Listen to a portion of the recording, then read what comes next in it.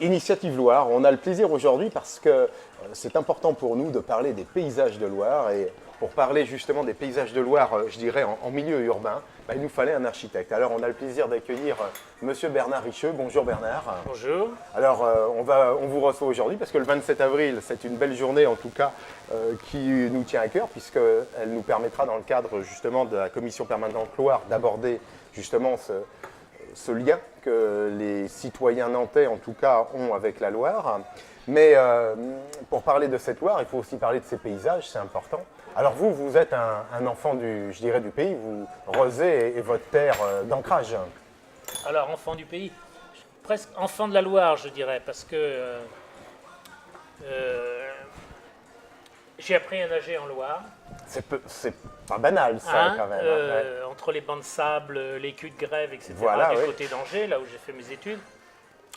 Mon père était garde des eaux et forêts D'accord. et il s'occupait des pêcheurs professionnels.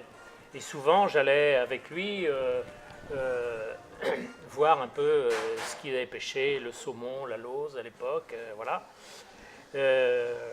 Voilà, donc la Loire, elle m'a été familière à Angers pendant le temps de mes études, mais aussi depuis mon enfance. Je suis arrivé à Rezé, j'avais 4 ans. D'accord. J'ai des souvenirs de baignade, évidemment, à Beaurivage, Très bien.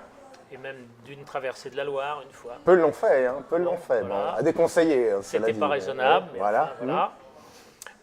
Mais ça devait être marée basse, l'eau est arrivée à moitié de la Loire, c'était plus court. Alors vous êtes à demi pardonné dans ces cas, Voilà. pour cette imprudence. Et j'avais bien anticipé le retour, puisque Bon. j'avais tenu compte quand même du courant, Très bien. et j'étais remonté assez Bah loin. oui, parce que Et voilà. il y a un déni. Et à cette époque-là, il y avait comment ça s'appelle, un espèce de grand ponton flottant pour D'accord. réparer les bateaux qui étaient là. C'était une masse assez importante. D'ailleurs, c'est là, du côté de Chantenay, que les ex-Rocchio venaient. La station était juste derrière. Alors justement, on va profiter de votre double expérience du coup Bernard, parce que vous êtes donc un enfant du fleuve, on vient de le comprendre, ça c'est évident. Votre parcours également professionnel vous a amené je dirais, imaginer en tout cas des paysages urbains, puisque vous êtes architecte. Oui, urbaniste, Alors, architecte urbaniste. un parcours singulier, hein, vous êtes finalement exercé en tant qu'architecte indépendant, mais également Oui. en tant qu'enseignant, Oui, tout à fait. ici à Nantes. Hein. Ah non, oui, oui, oui. Alors à l'école d'architecture. Oui, pendant 25 ans à l'école et pendant 25 ans en libéral. D'accord. Voilà. Votre rapport justement à cette transformation du paysage urbain, en quelques mots hein, bien évidemment, Oui. sur Nantes. Alors moi c'est plutôt en périphérie Périphérie, vous que avez je plus suis intervenu d'accord. sur une grande opération d'une ZAC d'une centaine d'hectares à La Chapelle-sur-Erne, un des premiers écoquartiers. D'accord. Alors c'était, ça commence à dater puisque je pense que c'était à la fin du siècle précédent, là, c'était Dans la les années révision 90. Ouais. du poste de l'époque, et ça s'est traduit par l'urbanisation d'un terrain qui était d'un seul tenant, une centaine d'hectares, grand propriétaire qui avait ça, pour faire tout un quartier, et qui était très intéressant, vallonné, rempli de bocages et de forêts, de boisements qu'il fallait absolument protéger. Et en travaillant avec un paysagiste de Rennes, Renan Desormeaux, c'est essentiellement sur ce rapport au paysage et au boisement que nous avons été labellisés écoquartier. Voilà. Alors enfant du fleuve d'un côté, précurseur sur, je dirais, un urbanisme éco-responsable, ça c'est formidable parce qu'à Trentemoux justement, vous avez tout le loisir Alors, d'observer. Voilà, autre chose, Rezé et ensuite Nantes Métropole. Alors c'était peut-être pas encore Nantes Métropole, c'était la phase précédente, m'avait confié une mission d'aménagement d'un cheminement bord de Loire. Voilà. Et Alors. il y en a une partie de réalisée qui se Bon. trouve derrière la Colasse D'accord. et qui va jusqu'à Norcuse. Ok. Le projet allait jusqu'à la Haute-Île, D'accord. mais c'était un projet beaucoup plus ambitieux sur le plan financier. Il y avait des obstacles il fallait passer derrière Friedrich, etc. Donc il y avait quand même des morceaux qui n'étaient pas du tout évidents. Et je crois que c'est bien de ne pas l'avoir fait à cette époque-là. Aujourd'hui, le problème est totalement différent, puisque à la place de ces bâtiments industriels, momentanément occupés, hein, il y aura dans le projet futur de Bonnet un parc de Loire. Exactement. Alors, on le voit, hein, notre cité, notre grande cité, notre métropole est bien sûr, on peut dire en mutation, hein, une bonne mutation en tout cas.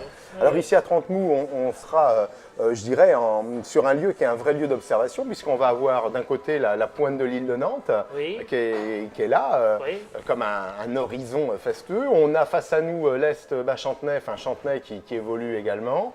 Et puis, je dirais, sur l'aval, on va retrouver, je dirais, les rives de Rezé, hein, qui sont également aujourd'hui en totale mutation. Alors, votre action, vous, dans le cadre du 27 avril, va être finalement de nous présenter, de nous interroger, en tout cas, sur ces paysages, je dirais, de Loire qui évoluent. Au fond de tout ça, il y a une interrogation.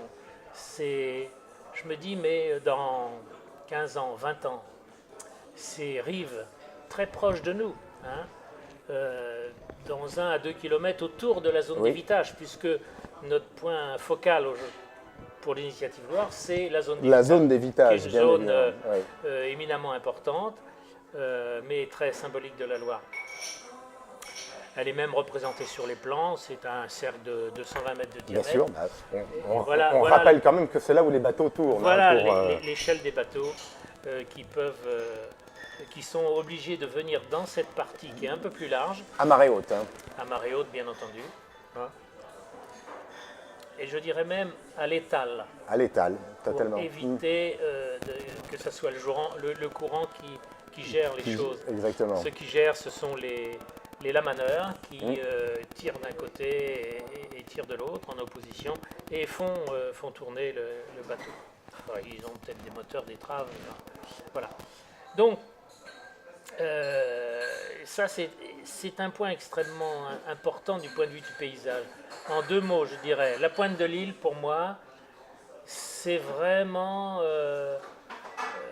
c'est un lieu où l'on rêve de voyage, où on rêve de traverser l'Atlantique. Ça y est, on est projeté dans l'estuaire. Hein. Ça, c'est clair. Juste en face, on a quelque chose, un morceau urbain qui est magnifique, c'est Sainte-Anne, c'est la butte Sainte-Anne, c'est un des rares endroits à Nantes où on peut avoir un grand paysage, hein, voir loin, c'est vrai. Hein, et sur le plan de la composition urbaine, c'est assez intéressant, cette perspective depuis la place jusque sur la Loire, cet escalier monumental qui descend le long du musée Jules Verne, les 2 écoles publiques qui étaient voilà, et puis une opération d'urbanisme singulière aussi, qui n'a pas du tout trahi le paysage, bien au contraire, c'est l'Ermitage. L'Ermitage, totalement. Bon, donc, et juste à côté, cette ancienne carrière qui a fourni tous les pavés. On l'oublie, carrière de granit. Hein, carrière de granit, puisqu'en fait là, on est sur une émergence du sillon de Bretagne. Oui. Hein, et peut-être une émergence de peut-être une trentaine de mètres, 35 mètres peut-être, au-dessus de la Loire. Ça veut dire que là, on a vraiment des paysages extrêmement intéressants. Alors, ce qui est caractéristique aussi de Chantenay, du Bas-Chantenay, c'est cette rupture très nette, d'ailleurs, qui est faite en gros par l'emprise SNCF, entre une activité industrielle, exclusivement industrielle, le long de la Loire, avec des industries qui ont muté, hein, évidemment, qui sont en train de muter. Très très peu d'habitat dans cette partie-là, on le voit là sur les cartes, et Chantenay, Bas-Chantenay, Haut-Chantenay, c'est-à-dire là installé sur le coteau, un urbanisme continu, bon, d'une commune qui a été annexée à Nantes On- il y a on- un certain temps. On l'appréciera ensemble avec vous. Alors, je voudrais qu'on termine avec quand même ce dernier regard sur 30 Mous, parce Oui. que 30 Mous, c'est aussi une évasion peut-être aussi forte finalement que la butte Sainte-Anne, Voilà. parce que des maisons, 30 je dirais, mots, de marins, ce qui est très intéressant à 30 de mots, pêcheurs. parce que dans les discussions qu'on aura avec les gens ce Bien jour-là, sûr. la question de la densité va forcément se poser. Donc Certainement. autant l'aborder tout de suite. La densité, elle est très relative. Je vais vous donner deux exemples. 30 Mous, c'est 50 logements à l'hectare. Le Oui. Corbusier, c'est 50 logements à l'hectare. Donc on voit bien deux formes urbaines totalement différentes qui, toutes les deux, ont un intérêt sur la notion de vivre ensemble. Parce qu'au fond, la finalité de tout ça, c'est que les gens vivent ensemble. Exactement. Et on sait très bien qu'à 30 Mous, ne serait-ce que par rapport aux enfants, il y a une forme de sécurisation. Les enfants vont les uns chez les autres parce que la notion de franchissement, de voirie dangereuse ne se pose pas. Pas à 30 Bon, Mous. Oui. donc, et puis il y a une espèce d'autocontrôle social. Oui. Chacun veille un peu sur... Sur l'autre, parce qu'ils sont très proches. exactement. Voilà.